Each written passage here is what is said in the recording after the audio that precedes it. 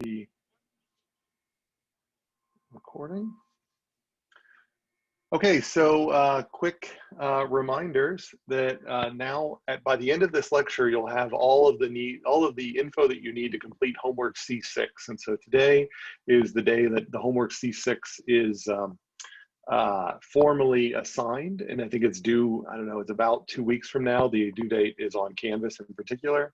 So half of C6 is kind of about cardinal social welfare, so some of the previous stuff from the beginning of this unit, and then the other half is doing kind of a market failure example, a kind of a more mathematical market failure example where we actually have to draw out some things and calculate deadweight loss and things like that. And so we will get into that today so that you'll have sort of all the tools you need for that. And then we'll continue to talk about that on Thursday. So we'll have more of that.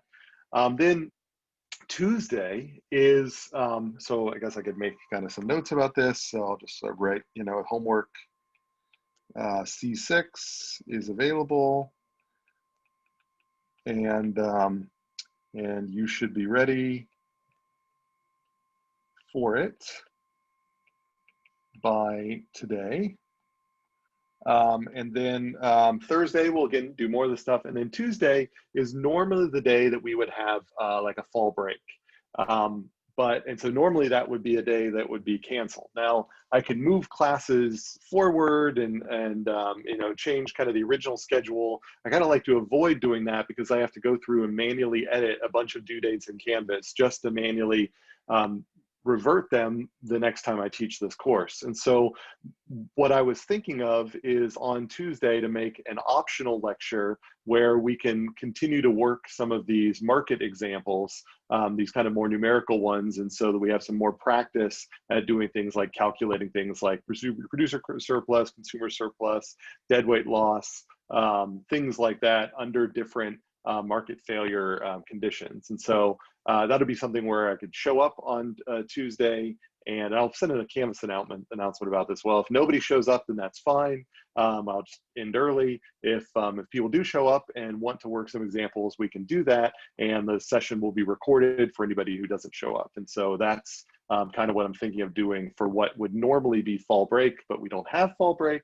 And so rather than trying to move forward all of the other lectures, just kind of make use of it to provide us a little extra breathing room and practice for this type of stuff. So that's kind of my plan moving forward. So, so I'll write that down here. So Tuesday plan is optional lecture for, we'll say, problem practice. And well, that's supposed to be practice. And that's particularly like market failure problems.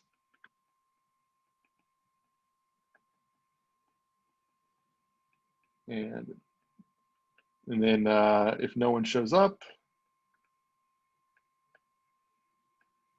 just ends early. Otherwise, recorded. All right, so so that's the plan there. All that's been recorded there. So are there any questions about any of the stuff moving forward, the schedule, etc.? If not, then we can keep rolling here.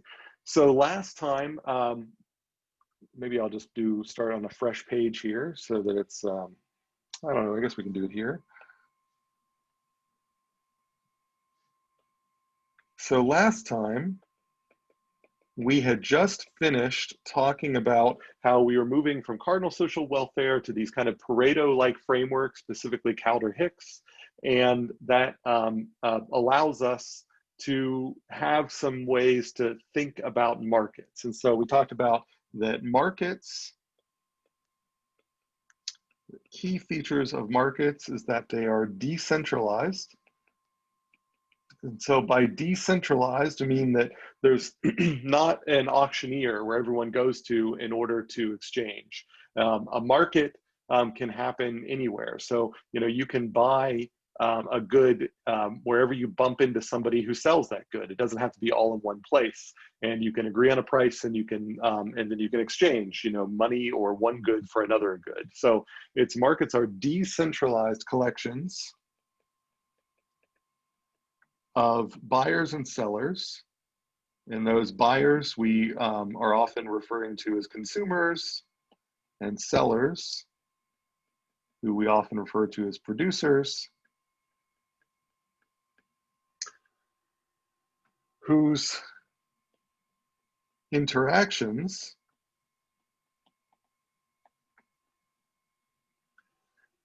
determine the allocation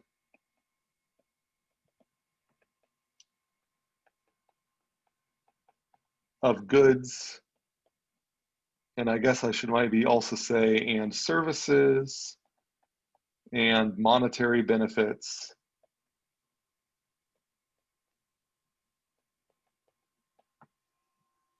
through exchange.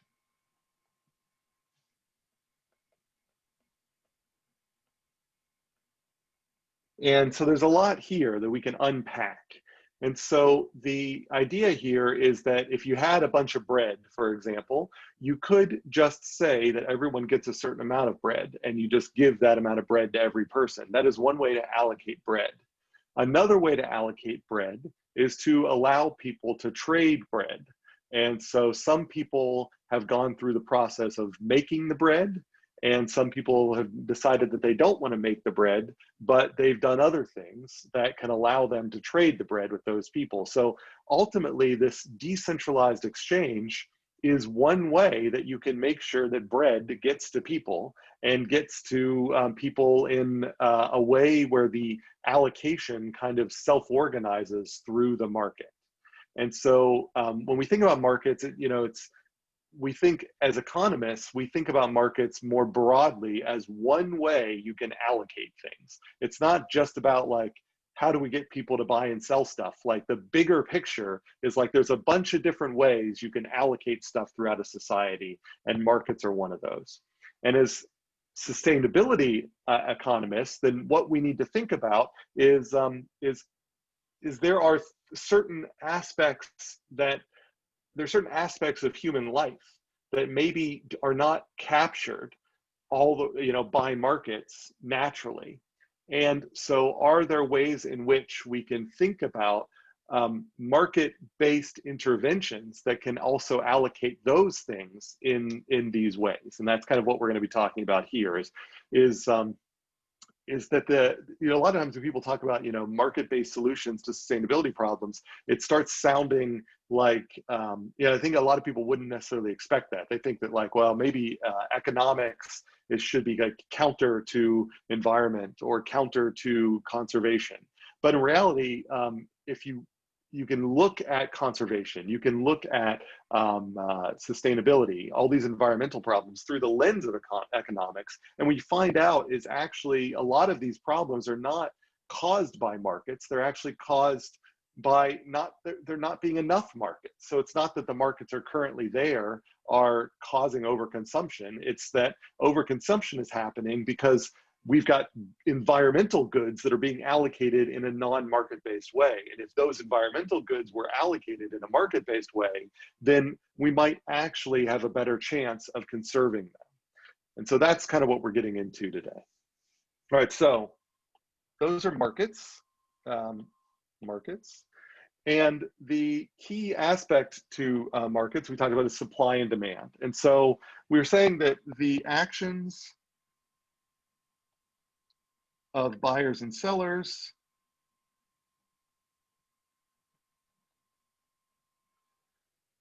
reach some, and we'll use the term equilibrium.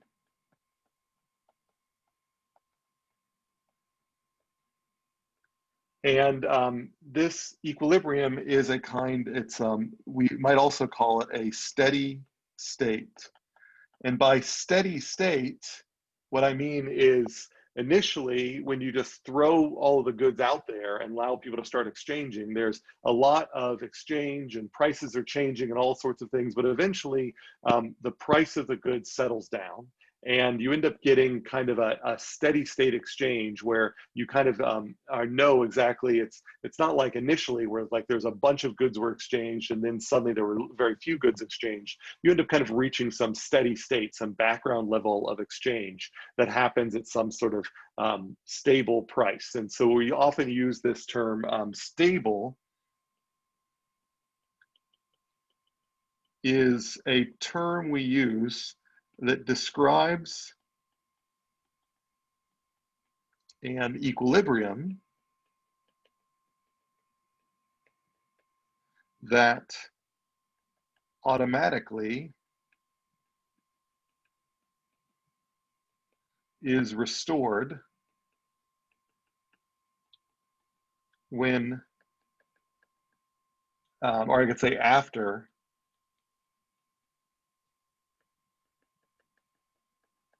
a temporary disturbance.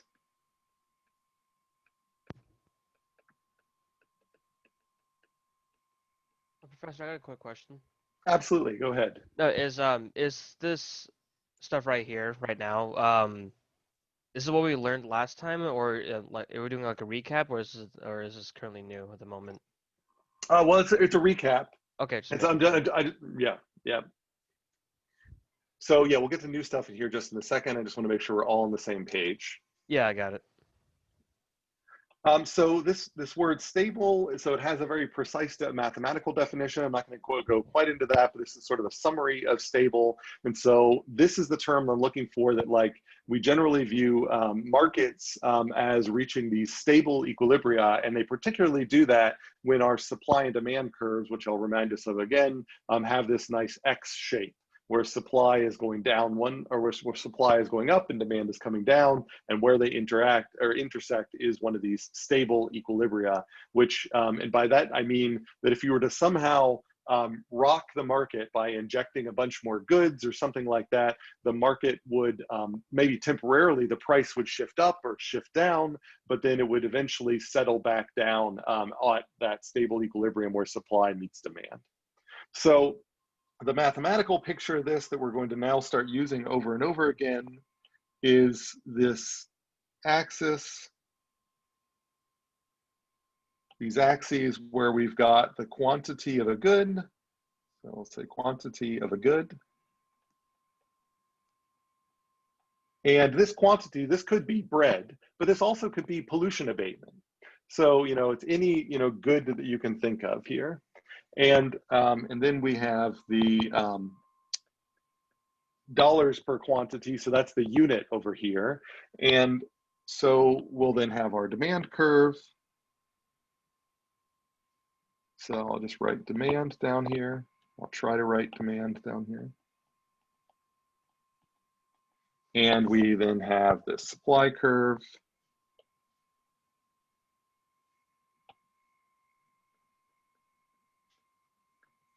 And if we remember, the supply curve represents what producers are willing to accept for the next unit of the good. And the demand curve is what consumers are willing to pay for the next unit of the good. And these two things come into equilibrium right here, where demand equals supply.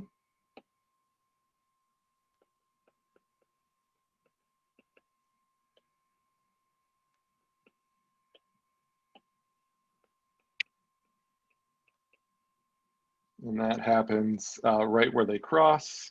So if I gave you a function that represented the supply and the demand, if you set them equal to each other and you solved, then you would end up finding that there would be some level, we'll call it Q sub n, of quantity that brings those equal to each other. And then if you plugged that quantity into the demand curve or the supply curve, both of them would agree on the market price over here.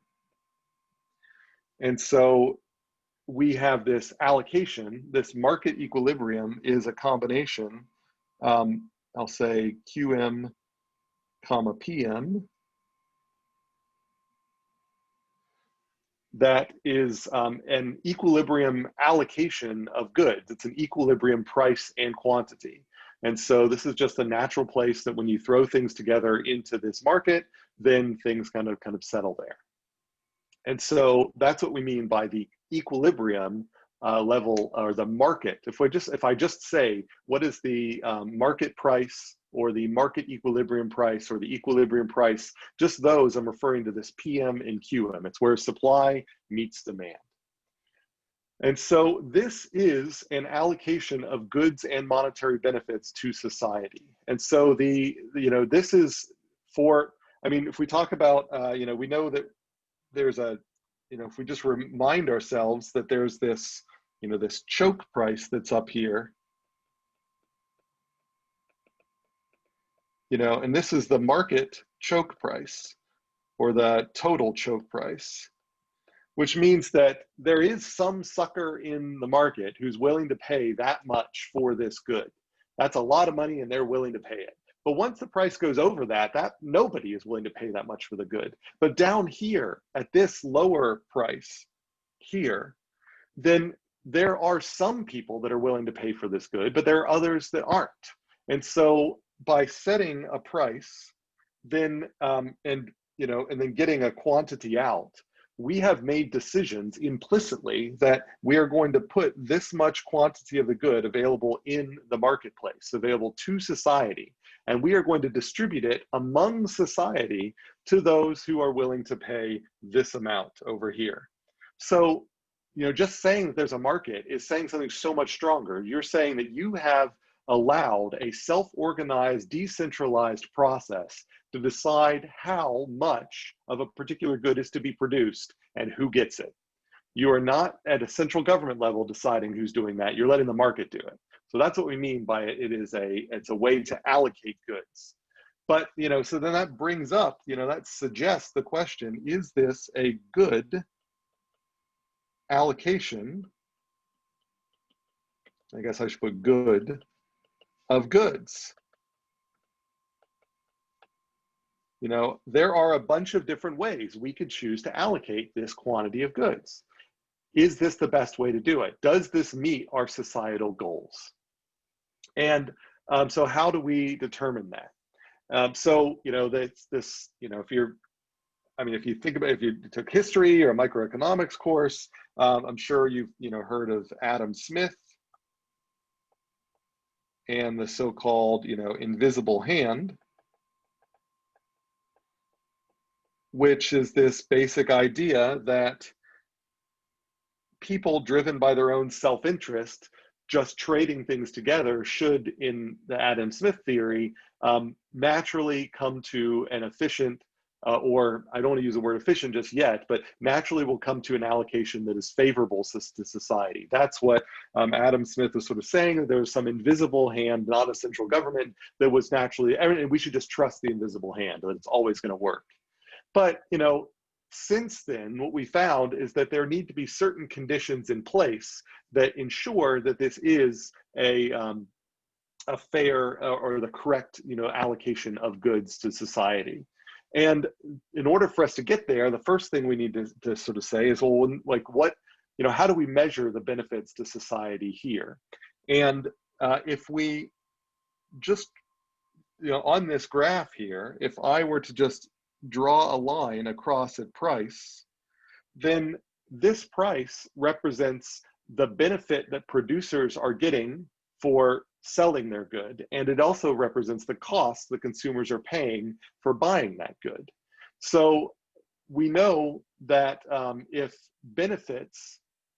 if we can call the top line benefits, so let's say that for now I'll just put, is this really the marginal benefit curve? Let's just assume for now it is. And is this down here really the marginal cost curve? And let's assume now that it is. If it is, then everything in between the marginal benefit and the marginal cost in this space that I'll sort of highlight here, this represents the net benefit to society. And that net benefit to society is going to be split up between two triangles. This is the consumer surplus up here and the producer surplus down here. And so we can write that in. The producer surplus, or the consumer surplus, and then down here, the producer surplus. And you can think of these, we'll use that. So the consumer surplus is the share of the benefit to the society that's allocated to consumers. And the producer surplus is the share of the benefit to society that is allocated to producers. And so you can view these as two utility functions, where this is kind of like the utility function for consumers. And then down here, this is like the utility function for producers. So this whole triangle here and this whole triangle here. And so now we've got two utility functions, or two classes of people, and we want to ask, is this Kaldor-Hicks efficient with respect to these two utility functions? Is this allocation over here Kaldor-Hicks efficient? That's kind of the big question. Adam Smith would say, sure, it is, but we want to sort of better understand the conditions that make that happen. So that's kind of what we're talking about today. So ideally, so what do we need? So I mean, the shorthand here is for markets to be efficient.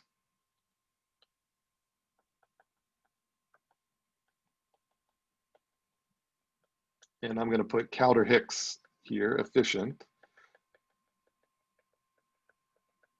The big things that we need is that supply needs to be equivalent to the societal, so I'm going to put SMC, where this is societal market cost, or marginal cost, and demand needs to be equal to the, and I'm going to put a societal marginal benefit.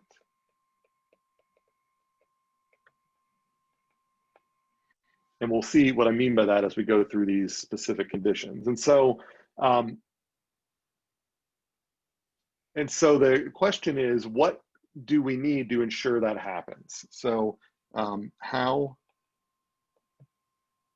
to make sure that this is the case.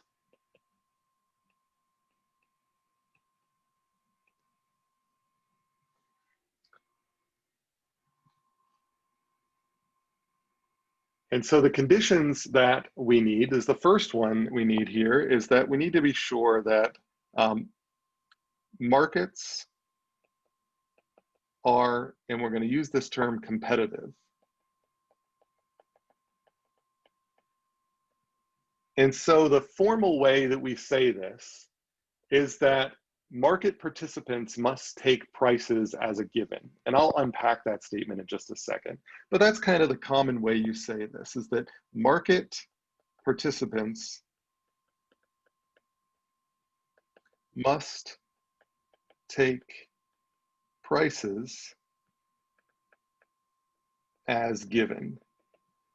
And what I mean by that is that, and this goes along with being competitive, if somebody says, I will sell you this green ball for a particular price, and you don't like that price, you should be free to go to someone else who is willing to offer a lower price. And that should make someone else willing to offer you a lower price. And so there's no price fixing. So this basically says is you cannot arbitrarily fix a price. And so this usually happens on the side of producers. And so if you happen to be the only one producing a good for which there is a significant demand, then you may have the ability to price fix. even though your cost curve looks like a particular shape, you can ignore your cost curve, and you can just arbitrarily say that I am going to charge, you know, $20 per green ball, regardless of even, you know, how much it cost me to buy this green ball. And so I can just arbitrarily say that the first green ball, even though if a lot of people were selling these green balls, the first green ball I might have to sell for pennies. Because there would be a lot of other places out there you could buy the green ball. If I'm the only one that sells these green balls, then the first green ball I can sell for whatever I want to sell it for. And so it's not competitive if I own all of the production. And so that's what a market being competitive means, that no one has a disproportionate role over fixing prices. And so I can say that no one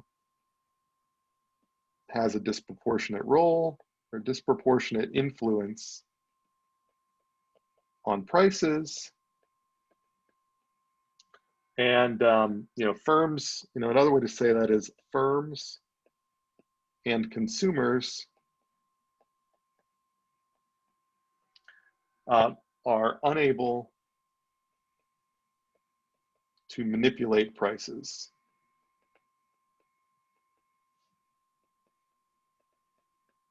All right, so why is that important, and how do we see that in this sort of diagram here? Well, if I were to then go back and, you know, draw a simple one of these market diagrams,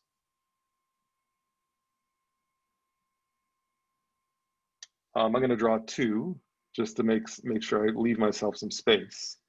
So this over here is going to be on the right hand side is going to be the competitive. And over here, this is going to be the non-competitive. And so in both of these, I'm going to draw the same supply and demand curves. So if I was smart, I would have drawn the left one and then copied and pasted it. But I know that, you know, you guys aren't necessarily copying pasting, so I'll go through the drawing with you. So so I can draw my curves here. And so this is my supply curve, and this is my demand curve. Actually, I'm not going to label them as supply and demand. I'm going to say that I'm going to call this one here that's my demand curve, I am going to call it the marginal benefit curve. And this one that's going up here, I am going to call it the marginal cost curve. Now, well, we'll see, you know, what happens here in a second, but we know that we want marginal cost to equal marginal benefits. That's where society receives the most benefit. But whereas I'm saying in the non-competitive side, I'm going to assert that, okay, that my demand is equal to the marginal benefit. Let's just say we don't have to worry about demand. But I'm going to say that in the non-competitive side, then the producer just has decided to set a price, and that they're just free to set a price. So even though the producer's cost is going to be determined by this marginal cost curve, they're just going to arbitrarily set a price. And so let's say that they decide to set their supply curve to be this price. So I could just draw a little dotted line over here maybe, and I'll call this the supply. And I'll say it's not equal to the marginal cost. So I'm just saying that the supply curve is flat. They are only selling it for this much. Well, what happens if they only sell it for this much? Then this here is how much the consumers are going to be willing to buy. So down here, this will be our market equilibrium and our market price. And that's going to mean, maybe I'll flip to a different color, go back to the blue. And that's going to mean that the consumer surplus up here is going to be pretty tiny, and the producer surplus down here is going to be relatively large. And so if I were to highlight that, this is my consumer surplus, pretty tiny. This is my producer surplus, pretty large down here. And I think in the notes that I posted online, I actually gave, you know, numbers here. And so So I gave an example where the, let's see, if I wrote down a line here, yeah, it looks like, all right, so let's say for example, if my demand curve was be equal to, we'll call this 4 minus Q. So this starts up here at 4, and then it also ends down here at 4. And let's say that my supply curve or my marginal cost curve is, I think I just made it equal to Q. So this marginal cost curve here starts down here at 0, and then it's up here at 4. So these are supposed to match. So it's kind of, if I would have drawn this, if I would have been more careful, then this would have pierced to this point up here. So the idea here is that this is supposed to have a slope of 1, and this is you're also supposed to have a slope of 1, so that where they intersect here is supposed to be at 2, 2. So they're supposed to intersect at a price of 2 and a quantity of 2. But if I force my price to be, let's say, 3, then instead they're going to intersect at this point here, which is going to be at a quantity of 1 and a price of 3. That's where they actually reach the market equilibrium. And so we can then calculate the consumer surplus and the producer surplus for this particular case. And what you'd find is for this top one, because this triangle has got a height of 1 and a width of 1, the consumer surplus for this case over here is going to be 1/2 times 1 times 1, which is just equal to 1/2.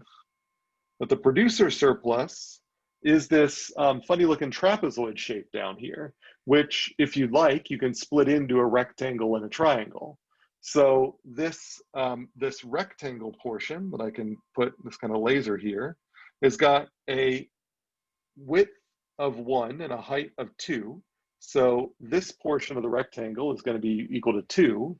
And then this little triangle down here is equal to this triangle up here. And so the producer surplus, if I add both of those things together, gives me a 2.5. So producers are doing way better than consumers. But that's okay. That's not necessarily a bad thing. The producers are doing better than consumers. What the question is this a Kaldor-Hicks equilibrium? And what it turns out is that if instead producers were in a competitive market where they couldn't just set a price, then we would be more like what's happening on the right-hand side, where instead the equilibrium would actually, if the supply curve equaled the marginal cost curve down here, then they would come into balance right here at the 2, 2 point that was mentioned over there.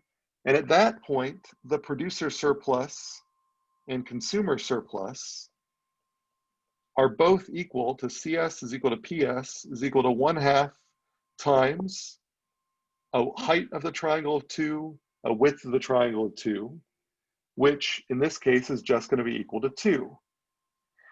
So what we've done is we've gone down in producer utility, but we've gone up in consumer utility more than we went down in producer utility. So the point here is that from the non-competitive to competitive, we see that we've gone from the utility to the consumer has gone from 0.5 to 2, which is a 1.5 difference. And the utility to the producer has gone from 2.5 to 2, which is a negative 0.5 difference. And so, and I guess I can re-highlight these.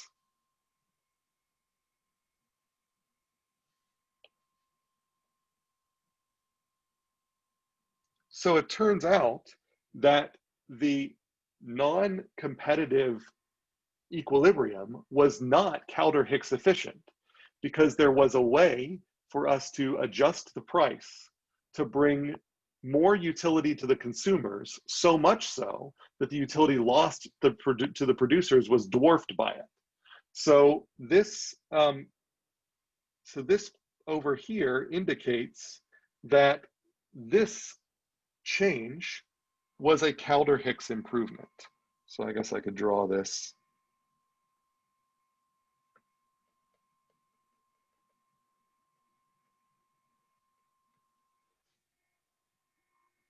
All right, so it's not a Pareto improvement. These are actually both Pareto efficient in the strict sense of Pareto, but it is a Kaldor-Hicks improvement because we were able to overall improve things kind of for the society taken as a whole. Because even though we decreased a little bit of the benefit that was going to the producers, we more increased the benefit going to the consumers, to the point where consumers could, in principle, if they wanted to, compensate the producers for their losses and still end up better off than they were before. And that's what is kind of being shown over here. So that's, step one, markets have to be competitive. And if you go from non-competitive to competitive, you can get a Kaldor-Hicks improvement. Right, so that was a lot. Is there questions about that? Do you see how competitive markets lead to Kaldor-Hicks improvements? They bring us closer to efficient markets, where efficient markets are markets where there is no Kaldor-Hicks improvement. Got a question about measuring both of them. Ava asked this in the chat. I'm sorry. Go ahead. She asked that, like, and also same question here, is it measured in like dollars or a different type of measurement, like when you measure these? Again, I apologize for not seeing the chat. I'm moving the chat higher on my screen.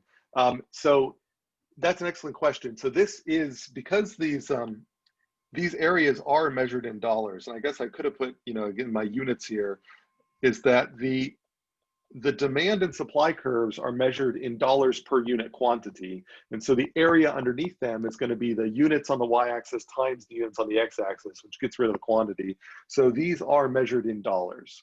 And you say, well, what do you mean measured in dollars? Well, the idea would be that that it goes back to kind of what we did in some of the earlier chapters, where I can ask you, how much is this good worth to you?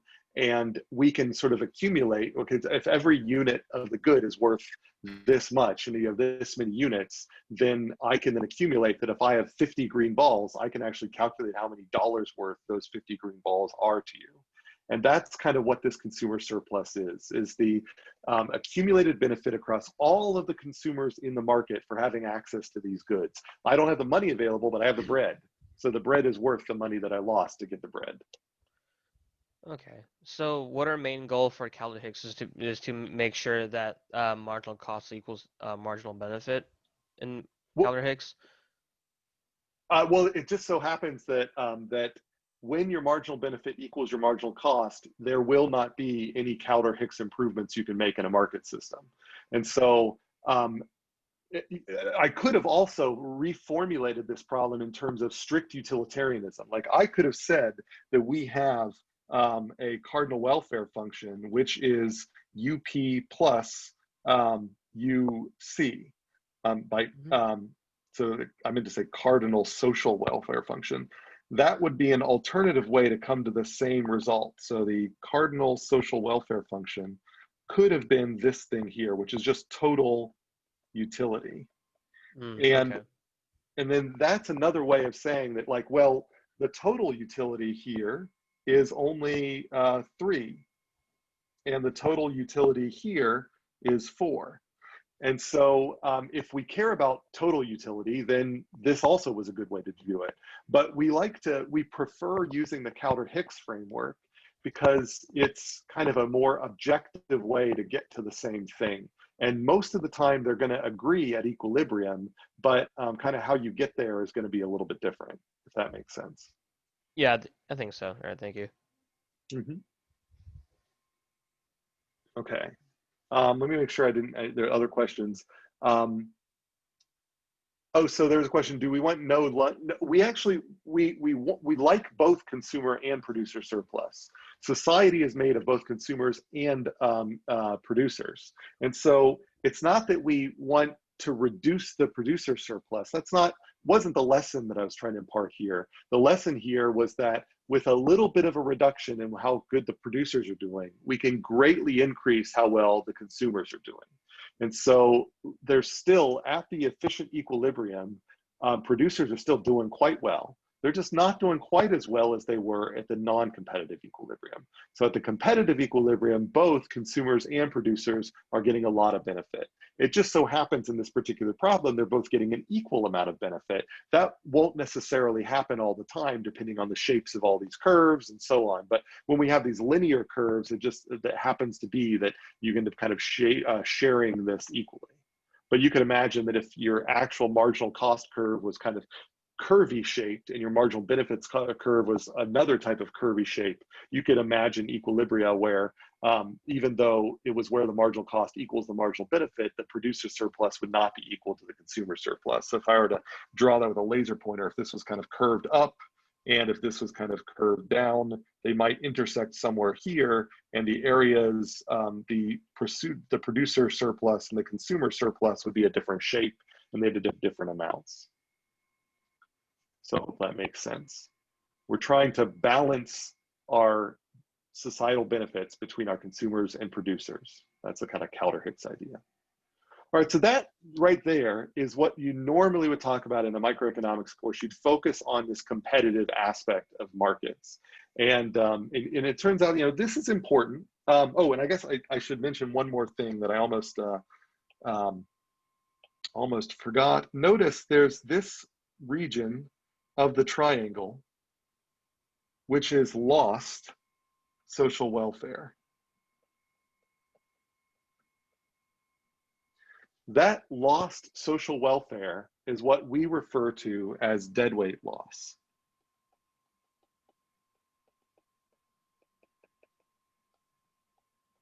Or DWL, and that is just lost social welfare. And so in each one of these examples where it is convenient to draw these market diagrams, when we go from the non-competitive side to the competitive side, we should be able to calculate the deadweight loss to society. And the deadweight loss to society here, well, I already sort of calculated that the total benefit to society in the competitive case is 4. I guess I could write that's the total benefit. And the total benefit to society here is 3. And if you thought about this, the area of this yellow triangle inside here, then the area of that yellow triangle is going to be the difference between those two, which in this case is going to be that 1. And so it's kind of like the vertical leg of that triangle is going to be of height 2, and the width of that triangle will be height 1. So we do 1/2 height times width, you end up getting 1 out of that. So deadweight loss is the term, DWL is the term that we're going to use over and over again for the amount lost just to bad configurations of allocations of good. So it's this like weird kind of fuzzy thing where it's like, if we lived in a world where we were at a competitive equilibrium, the society would be doing better by this amount of loss. So that's what we mean by deadweight loss. Any questions about that? Deadweight loss and how it's the portion of the triangle that's not filled out at the inefficient equilibrium. Or it's the amount of gains we would get if we were to move to the efficient equilibrium. Okay, so that's the first thing we need. We need 3 things total. The second thing that we need is we need that information symmetry. And what I mean by information symmetry is that we need info about goods to be understood equally by buyers and sellers.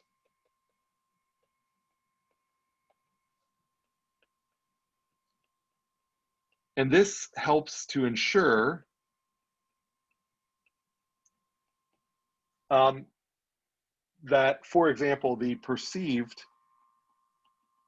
marginal benefit is equal to the actual marginal benefit. So you can think the perceived marginal benefit might actually refer to, the demand for the good. But if you perceive that it's going to benefit you this much, but then you buy it and it actually benefits you a whole lot less, and you realize that the reason that, and you realize that the seller actually, like the seller might actually know this, and because they know that your perceived benefit is different than your actual benefit, then they can perhaps get you to pay a price that is higher than the price you actually should pay. And so this is another way that demand can end up not equaling marginal benefits.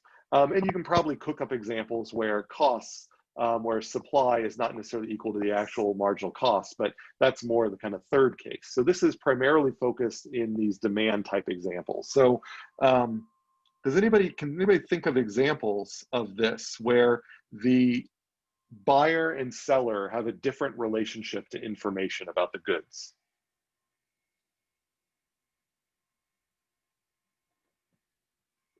Anybody? There are some classic examples I think that were mentioned in the textbook. And then maybe you've got some examples from your own life where after you bought something, you had a little buyer's remorse when you actually started using it. No one? Really? An example could be like a car, like a used car, right? Is that something like?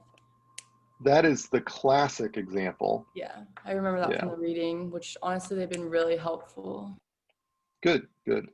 So yeah, used car sales is a great example of this. And maybe this is a stereotype, and I apologize if any of you are used car salesmen or saleswomen or have some in your family. But this is kind of the classic example where a car looks, so this case, the car looks, maybe even like new, but the salesperson, so the producer, knows its flaws and maybe its history, and you take it but the seller has no access to that. You might take it for a test drive, but a test drive doesn't tell you that in a week or two that the transmission is going to fall out of the bottom of the vehicle or something like that. And so you try to have an expert look at it to gain information, but ultimately the salesperson has had more access to that than you. And so you end up buying it thinking that it is one thing, but then after you buy it, you find out that it is something else. And so this also happens in homes. So the first time you buy a home, you're not actually allowed usually to talk to the person selling the home. Your realtors interact with each other. You might meet with the other realtor, but you're probably not going to meet with the person selling the home. And part of the reason they do that is to prevent you from the sellers letting something slip or the producers getting more information out of it. So the real estate market is kind of built on information asymmetry. And then you get in your home and you find out that, oh, wow, it looks like the disposal's been leaking. Well, I didn't realize that in our home inspection because they had cleaned out the evidence of the leaks, or I didn't realize that there was this damage that was behind the walls because it's been hidden behind the walls. So these are examples where information asymmetry makes you perceive a benefit that's higher than the actual benefit, or perceive that costs are lower than the actual costs. And so that's another problem. This is not usually a problem we worry about in sustainability as much, but it still can be important to keep in mind because we're talking about aligning agendas and marketing ideas to people. And people, for example, you might market plastic as being a really efficient product, But really what you're holding back is that you know as a plastic manufacturer that there's almost no way to recycle plastic. And so holding that information back from someone can lead to sustainability problems, because all of the people buying the plastic will end up thinking that the plastic maybe is more recyclable than it actually is. So that is kind of an example of information asymmetry. Is there a question? Sorry, I saw a microphone go off. No, okay, good, all right. All right, so let's then focus in, so that was great. So then, but the third one that's really important for sustainability problems is completeness. So markets must be complete. And what we mean by that is that buyers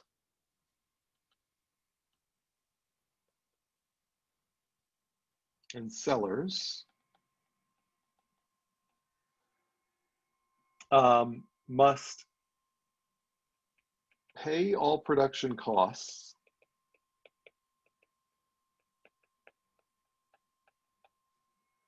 and enjoy all benefits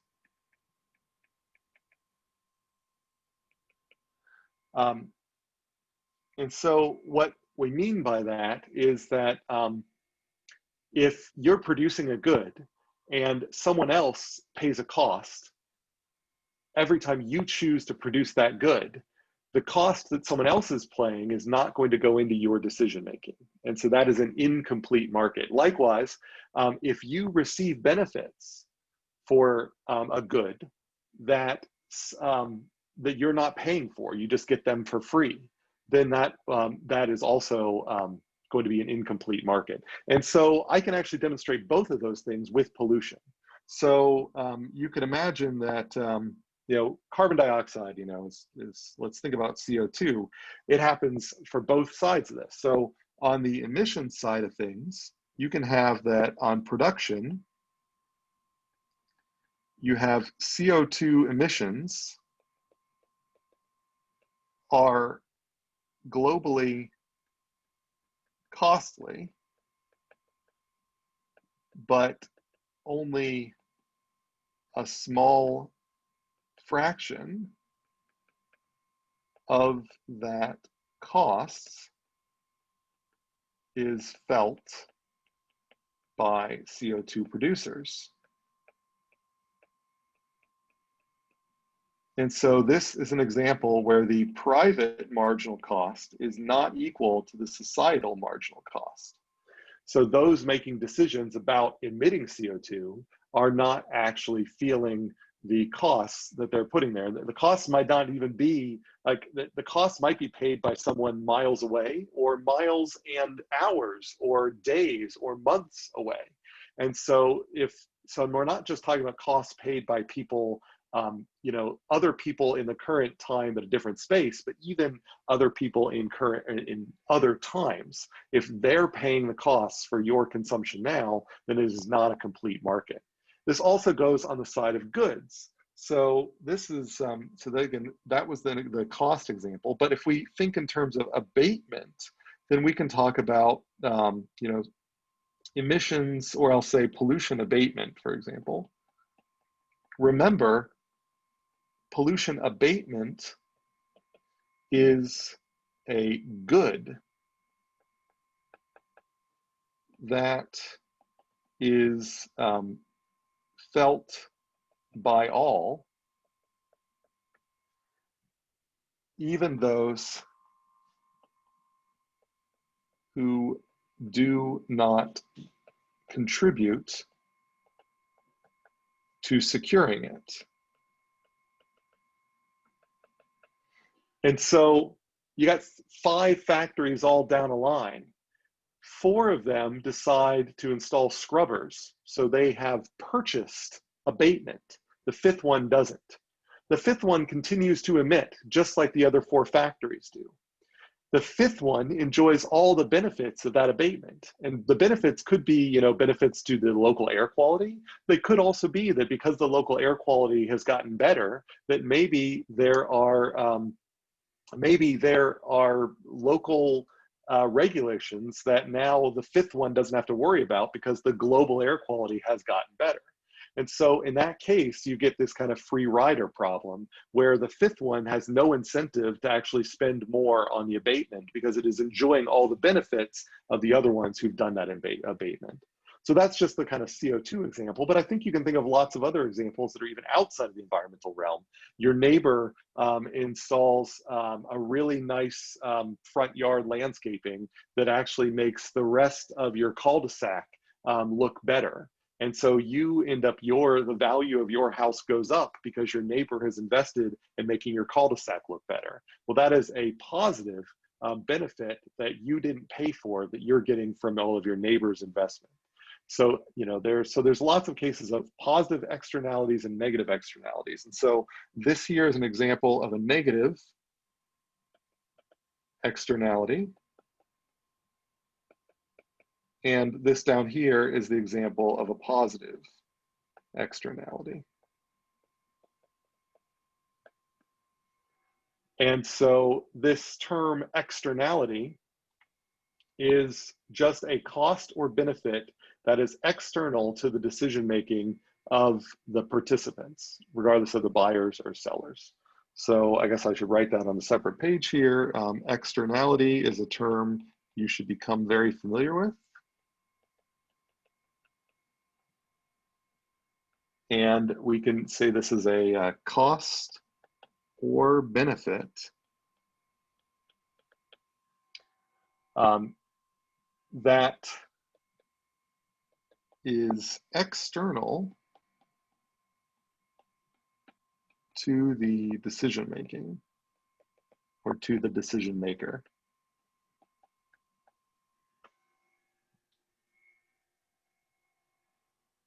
And so whenever you have actions of one individual or firm that are that have a direct, unintentional, and uncompensated effect on the well-being of other individuals or the profits of other firms, you have an externality.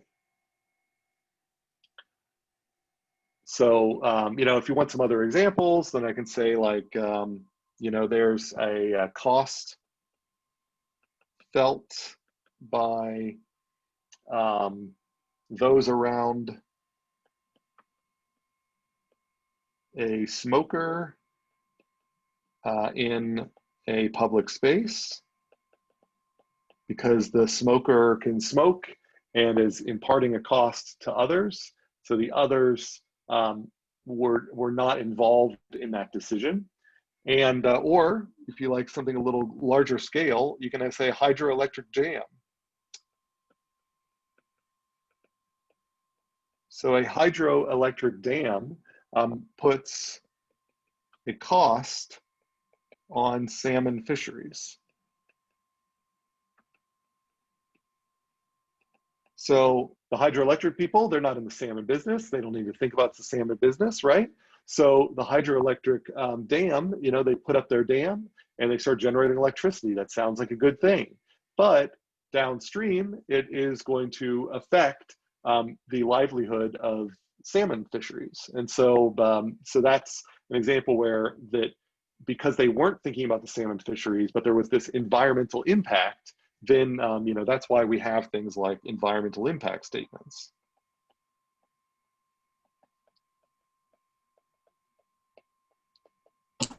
Is that it hopes to make these externalities more focal. Is there a question?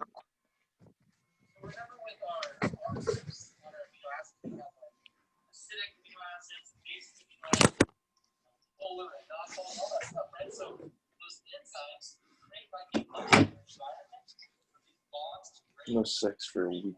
Hmm? Right, I think we had an unmuted mic. All right, so everything's muted then again. So, so are there any questions about this idea of externalities? Is it clear what an externality is? It can be positive, a benefit, or negative, a cost, but it is just caused by someone who has made a decision and either either you haven't made a decision and you're paying the cost or benefits from someone else's decision, or you've made a decision and some of the benefits or costs of your decision are going to be felt by someone else not involved in the decision making. Is that clear?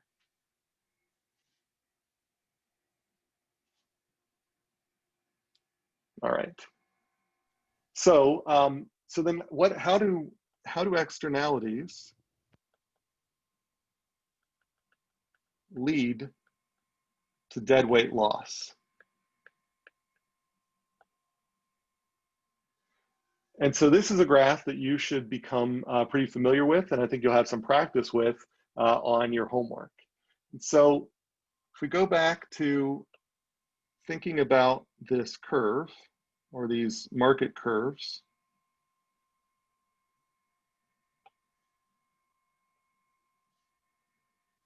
we've got a quantity here that is being produced. So you can think about this as like the quantity of a good that's being produced. So quantity of good being produced. And this is a good. So we are, and so there is some benefit to having that good. And so I'm just going to draw a benefit line here, and all right, yeah, I'm not going to draw any. I could give you a formula for this line, so, but I'm just going to draw this in the abstract here. And so we are going to assume that the demand is equal to the societal marginal benefit. So that's good. But there are two cost curves we have to worry about. There is the, we'll say here,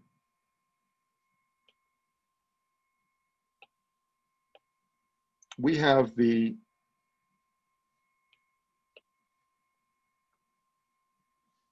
this is the private marginal cost, which is equal to the supply.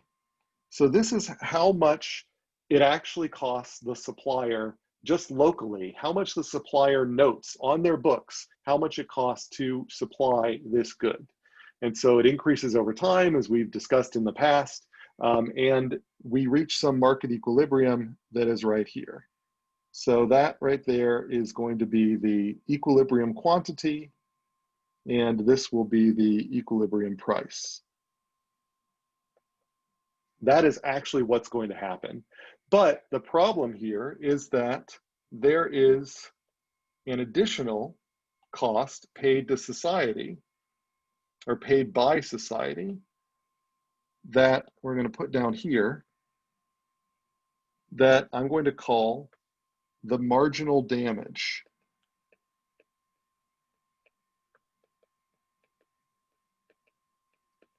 Or MD. And I could give you a formula for marginal damage. So I could give you a formula for private marginal cost. So this is, sometimes I'll just write this as PMC.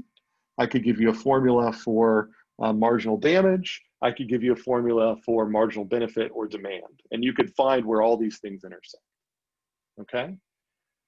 So the real cost to society is going to be the cost the supplier pays, the private marginal cost, plus the marginal damage.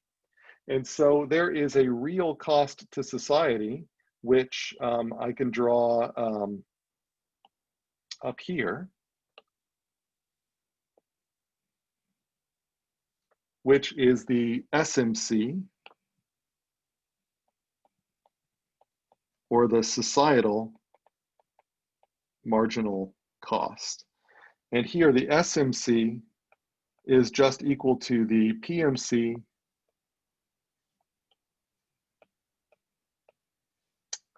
then plus the marginal damage. So I could give you an expression for marginal damage.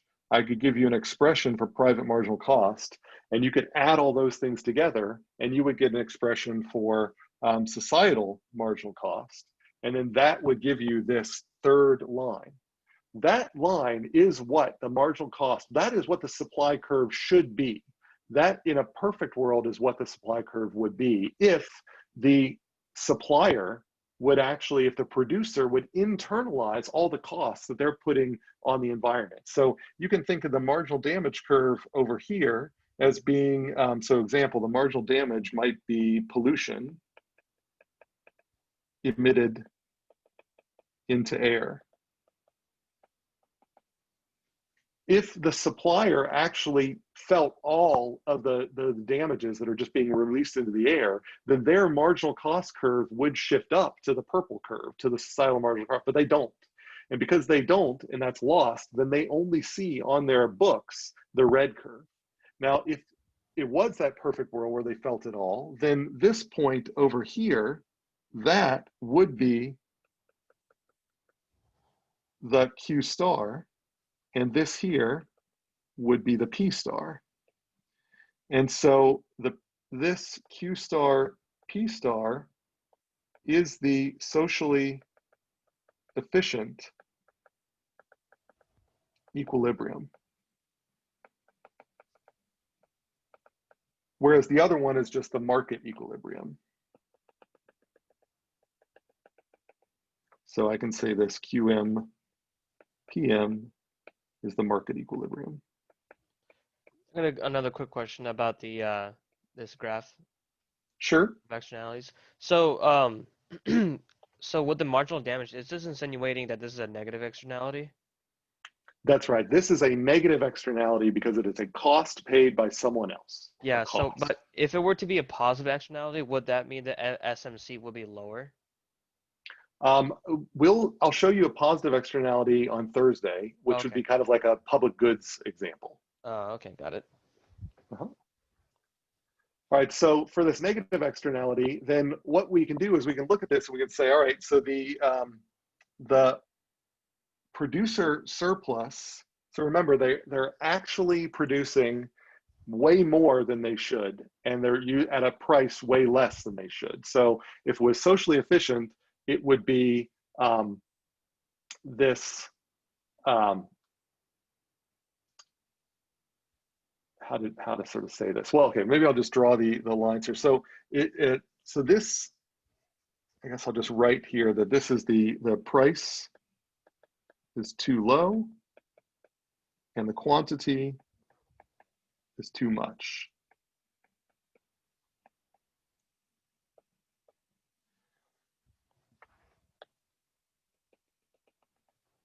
All right, and so now if I highlight all of these things here, then what I can do is I can say, well, all right, so the market equilibrium, I'm trying to decide which way I want to draw this, and that's why I'm hesitating here.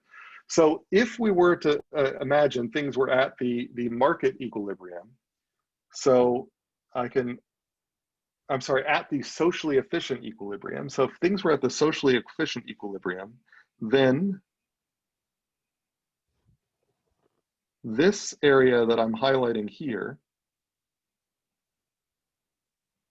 that there is the producer surplus. Oh, shoot.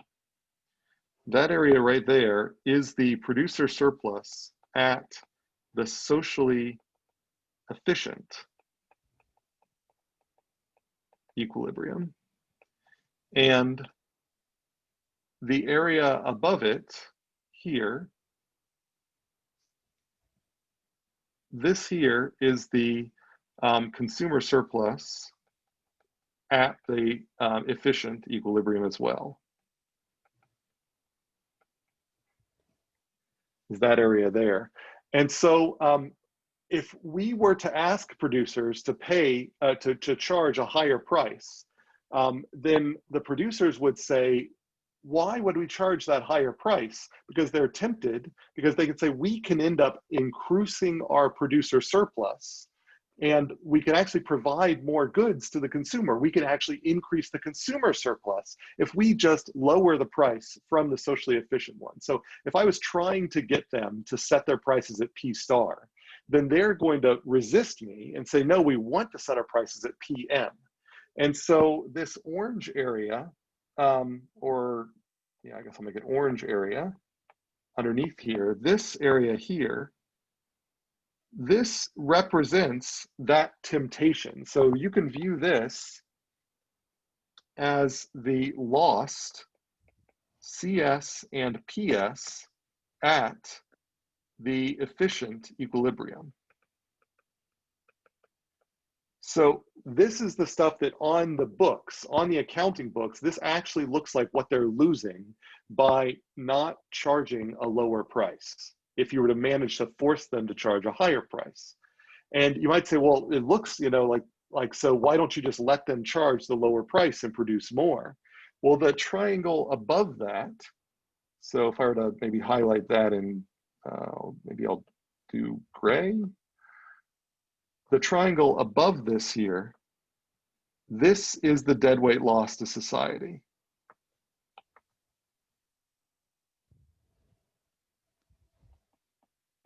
At the market equilibrium. So the idea here is that if I allowed them to charge this price here and produce this quantity here, then although they would pick up, or society would pick up this little triangle down here, what it also would pick up is this bigger triangle up here of deadweight loss, which represents the additional accumulated cost due to the marginal damages. So this smaller triangle that you appear to be picking up is offset more than by these damages here. And so that's the reason why this is actually the efficient equilibrium, is that even though it appears like you're losing out, you're actually gaining because you are also getting rid of this additional damage that you're done that was not accounted for because it was an externality. So when we have these negative externalities, we're typically going to we're going to model the externality as a marginal damage curve. You're going to add it to the private supply curve, and that's going to give you a societal marginal cost curve, which will allow you to calculate where things should be if all those damages were included into the system. And you can compare that to where things are when those damages aren't included in the system. And then that will allow you to calculate the deadweight loss up here, as well as all of these other factors like the consumer surplus and producer surplus at the efficient equilibrium, or I guess you could also calculate it at the market if you would like, and then compare how things end up working out. But when you do calculate it here, you have to also include that deadweight loss. So at the market equilibrium, you've got this giant triangle of benefits to society minus this little gray triangle of costs. And that's the thing that, if not advertised, it appears like the bigger triangle is better, when in reality, this trapezoid brings you higher societal benefits. All right. So the rest is we'll start talking about then on Thursday. I want to stop here, but I want to make sure that there's a minute or two left. And so are there questions about this graph? About this new marginal damage curve that we've added, which forced us to also add this societal marginal cost curve and makes this a little more complicated. Just making sure you said that the deadweight loss that we had right now is actually beneficial. Well, the getting rid of it. So if we're at this amount of production, so Q star, then we manage to stave off the deadweight loss.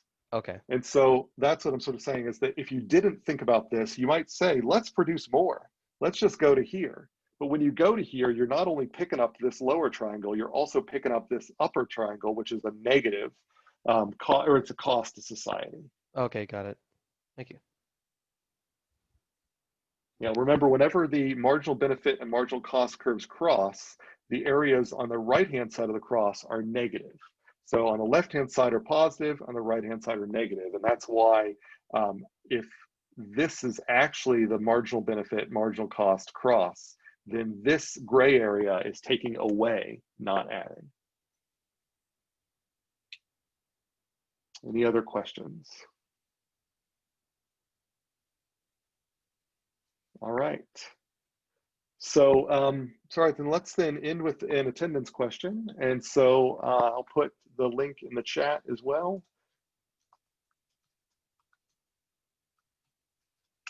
And so I guess the question I'm going to say is, what does MD stand for when we model externalities in this market framework? So what was that line that I drew that extra line and I labeled it MD? So what does that stand for?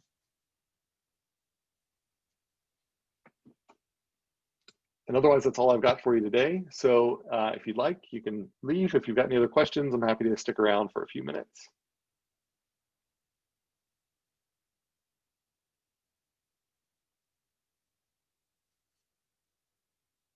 Thank you. Thank you, Professor. Yep. Have a good day. Thanks so much.